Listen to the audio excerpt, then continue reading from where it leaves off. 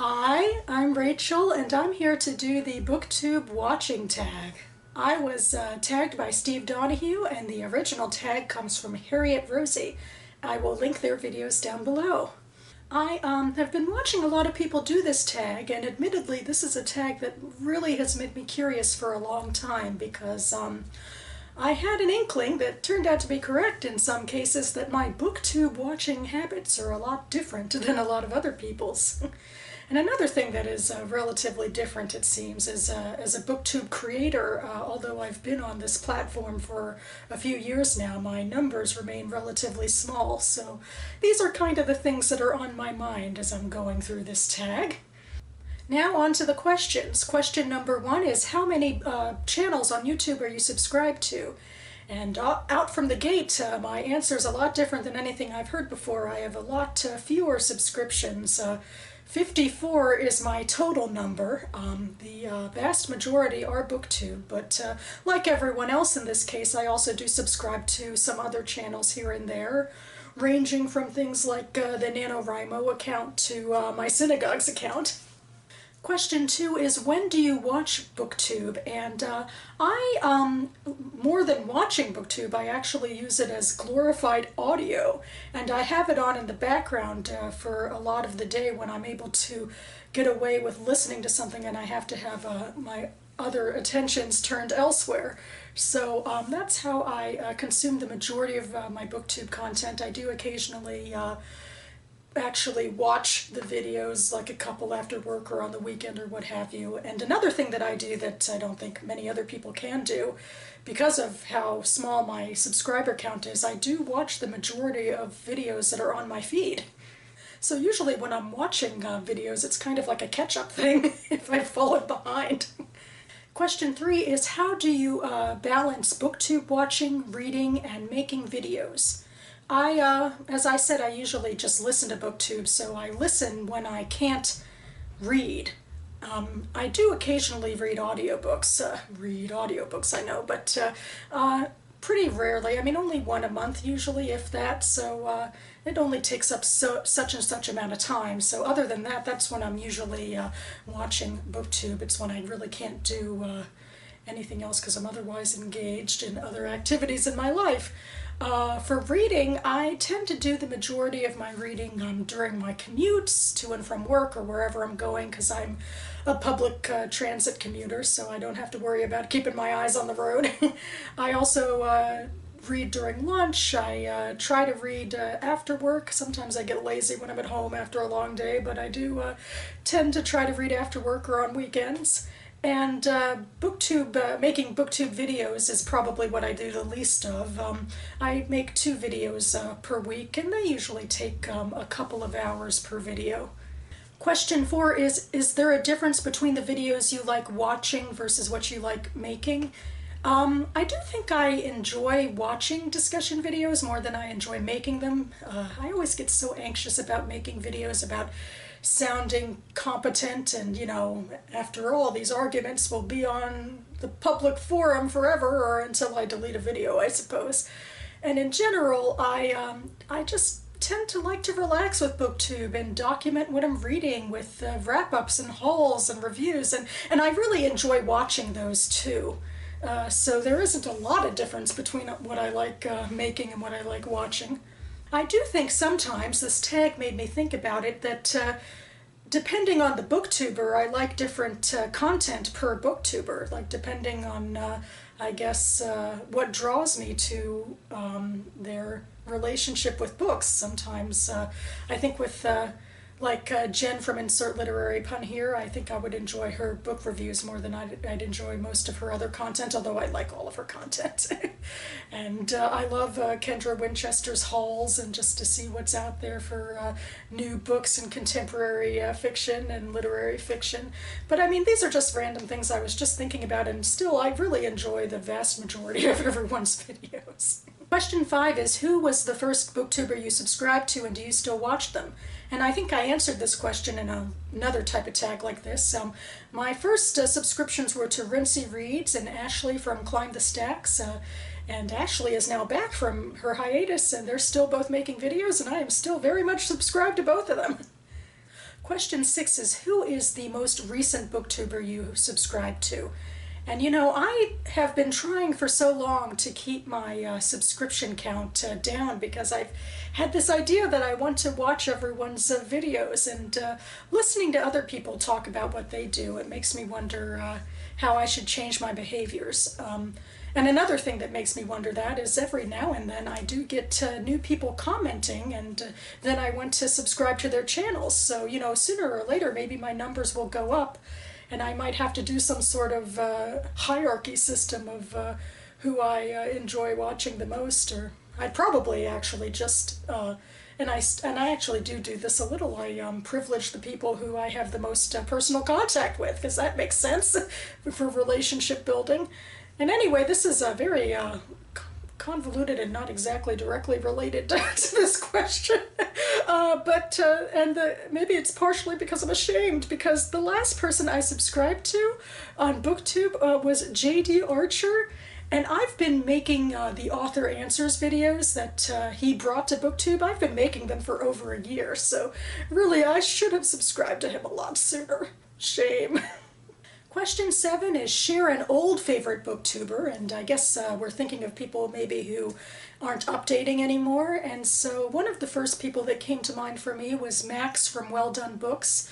And one thing I particularly appreciated about him is that he straddled the line between YA and literary fiction. Like, he had friends in the YA community and he read YA, but he was also very good and had a keen, shrewd intellect for reading and dissecting literary fiction, and a lot of the adult literary booktubers liked him too.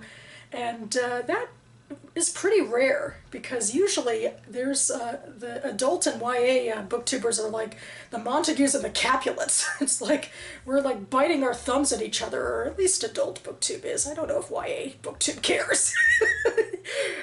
Because, you know, they're too big and they don't need to care about us. And as someone who enjoys YA fantasy, I tend to read 1 or 2 YA fantasies a month, usually. I really appreciate, and now I really miss, how he was able to straddle both worlds.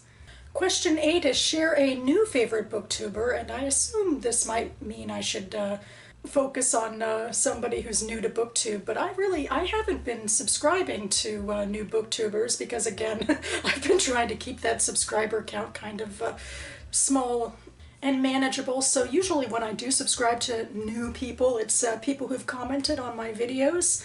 So in that vein, I think one of the people I most recently subscribed to is Mel from Mel's Bookland Adventures, and she certainly needs no introduction from me. She's certainly has a lot more clout in the BookTube community than I do, but I'm really glad that I finally subscribed to her. She's a very thoughtful person. I just watched a video that she did about books and poetry and fiction, but the poetry is something really new that really interested me. Written by immigrants and people of color in the UK about their experiences with racism in life in the UK. So I'll link that one down below too.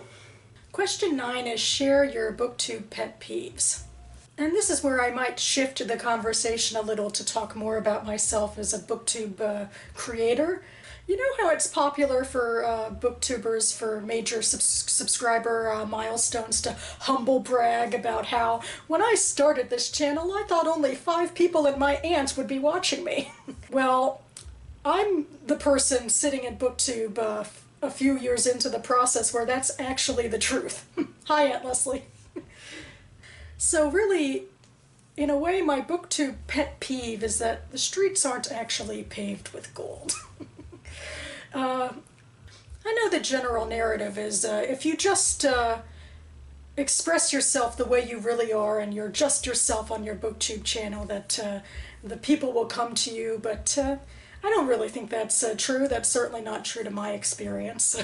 In fact, in these last couple of days I've been losing a few subscribers, which has been a little saddening to me.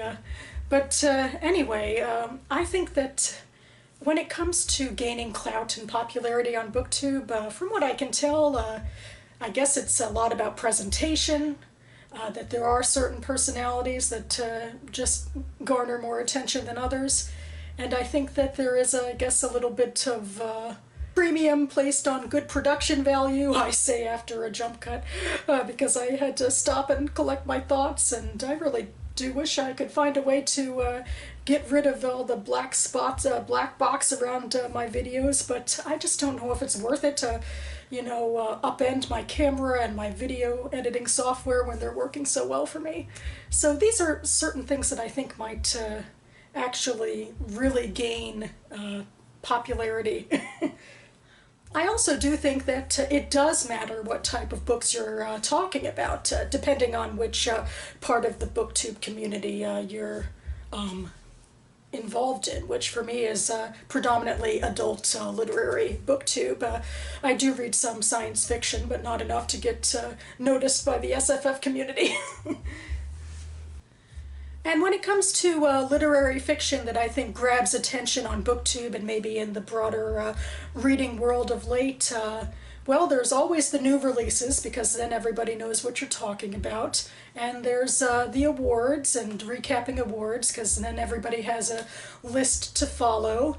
And then I think there's a specific premium right now placed on literature written by people of color, by more recent immigrants to the States and to the Western world that are starting to garner more attention than they have in the past. And I'm not knocking on any of that.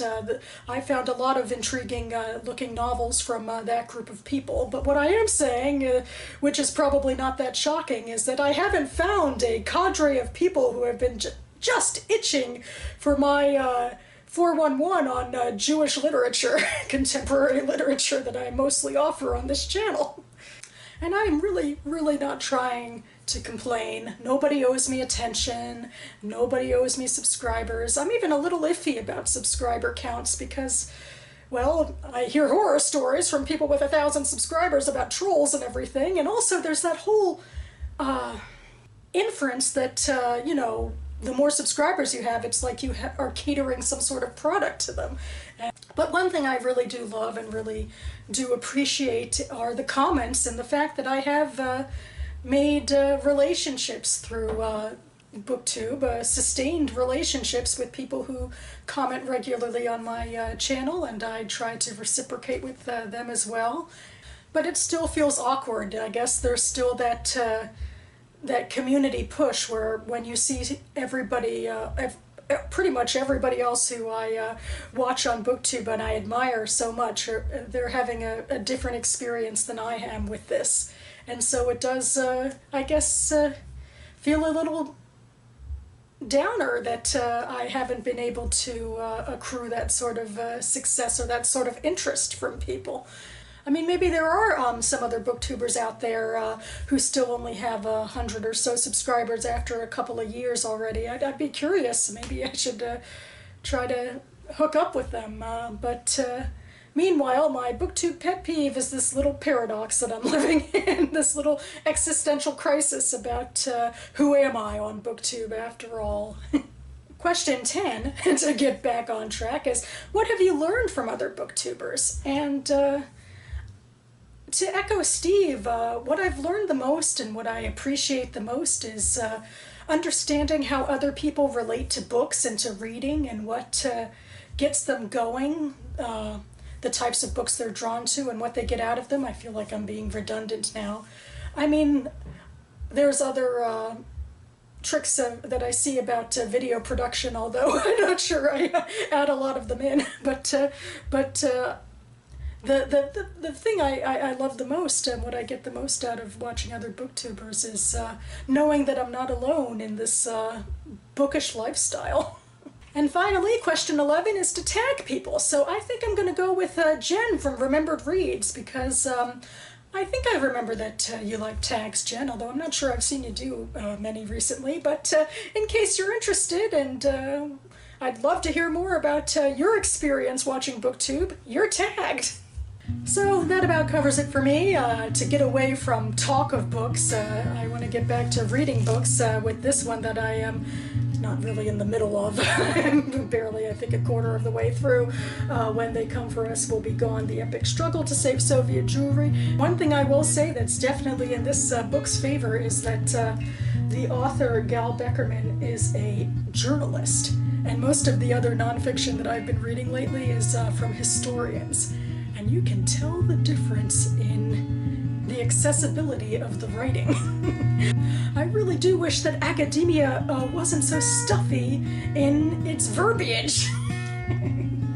But huzzah, for as long as this book is, it at least moves along at a fast clip and has intriguing characterization for the people and situations that appear. So that's my pre-review of this book that I hope to finish this weekend. So I hope the rest of you also have successful weekends, whether you're reading, watching, or making BookTube videos. Thanks so much, Steve, for tagging me, and thanks so much for watching, everyone. I'll see you next time.